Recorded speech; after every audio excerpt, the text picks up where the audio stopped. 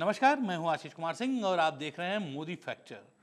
मोदी सरकार को तीसरी बार बने अभी महज कुछ ही दिन हुए हैं, लेकिन पूरे विपक्ष में घमासान मचा हुआ है। मोदी विरोधी गैंग मोदी को लेकर बौखलाया हुआ है और बुरी तरह छटपटा रहा है। आखिर मोदी विरोधी गैंग क्यों टेसुए बहाता हुआ विलाप कर रहा है? अभी कुछ दिनों पहले की बात है, लोकसभा के नतीजे आने के बाद मोदी को घुटनों पर ला देने का दावा कर रहे विपक्षी दल जोरदार जश्न में डूबे हुए थे।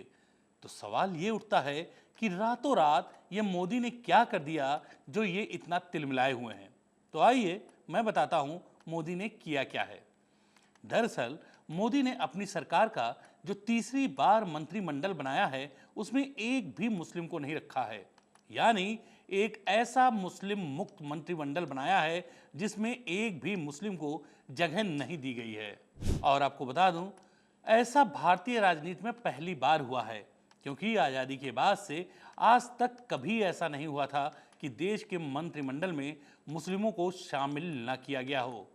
अब देखिए, वोट मोदी को देंगे नहीं, वोट जिहाद छेड़ेंगे, लेकिन मंत्रिमंडल में जगह जरूर चाहिए। खैर, नई सरकार से कैसे ये मुस्लिम नेता बाहर हुए हैं ये भी जान लीजिए। मोदी ने तीसरी बार पीएम बनकर इतिहास रच दिया है। पीएम मोदी बीजेपी के पहले और देश के दूसरे ऐसे प्रधानमंत्री हैं जिन्होंने लगातार हैट्रिक लगाई है। नरेंद्र मोदी के साथ 71 मंत्रियों ने शपथ ली है, लेकिन खास बात यह है कि इन 71 मंत्रियों में एक भी मुस्लिम नहीं है। यानी कि मोदी सरकार का तीसरा मंत्रिमंडल पूरी तरह से मुस्लिम मुक्त है। ये बड़ी बात है कि देश की ये पहली ऐसी सरकार है जिसमें किसी भी मुस्लिम चेहरे को शामिल नहीं किया गया है। इस तरह से मोदी के नेतृत्व वाली केंद्र सरकार में मुस्लिम प्रतिनिधित्व का सिलसिला 3 से जो शुरू हुआ था वो अब 0 पर पहुंच गया है। मोदी के मंत्रिमंडल में अंतिम मुस्लिम चेहरा मुख्तार अब्बास नकवी थे, जबकि अगर मोदी की पहली सरकार जब 2014 में बनी थी तो मोदी ने 3 मुस्लिम नेताओं नजमा हेपतुल्ला, एमजे अकबर और मुख्तार अब्बास नकवी को मंत्रिमंडल में जगह दी थी। हालांकि बीजेपी में एक मुस्लिम अब्दुल सलम को केरल की मल्लापुरम सीट से इस बार उम्मीदवार के तौर पर उतारा गया, लेकिन वो चुनाव जीत नहीं पाए। पहले भाजपा की सरकारों में भी किसी मुस्लिम नेता को ही अल्पसंख्यक मंत्रालय मिलता था, लेकिन यह सिलसिला 2022 में तब खत्म हुआ जब मुख्तार अब्बास नकवी से इस्तीफा ले लिया गया। हालांकि मोदी सरकार में एक दिलचस्प बात यह भी है कि उनकी सरकार में अल्पसंख्यक वर्ग से 5 मंत्री हैं। देखिए, हरदीप पुरी और रवनीत बिट्टू सिख समुदाय से आते हैं।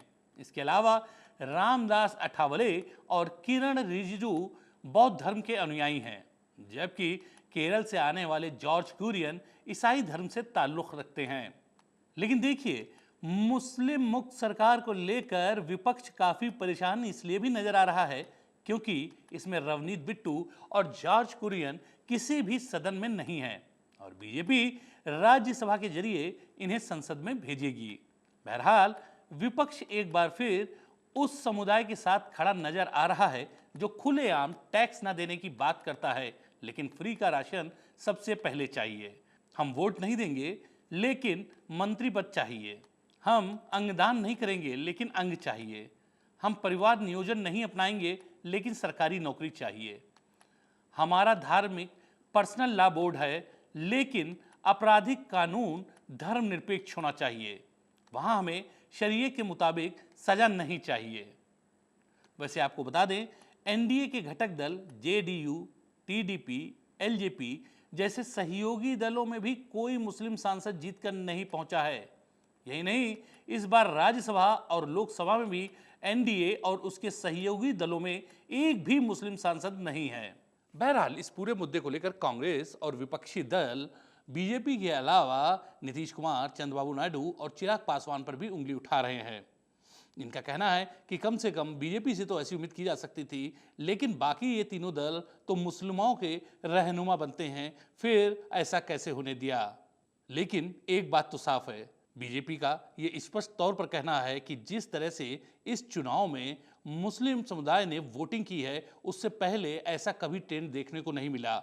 दरअसल इस बार मुस्लिम समुदाय ने अपने किसी पसंदीदा दल को वोटिंग न कर कर एक नया ट्रेंड अपनाया, यानी कि बीजेपी को जिस सीट पर जो भी कोई कैंडिडेट हरा रहा था, एक मुश्त उसको वोट किया और जिसकी वजह से कई सीटें बीजेपी को हारना पड़ा है। अब सवाल ये भी उठता है कि अगर मुस्लिम समुदाय ऐसी ही हिकारत भरी भावना से भरकर बीजेपी के खिलाफ वोटिंग करेगी तो बीजेपी के सामने रास्ता क्या बचता है।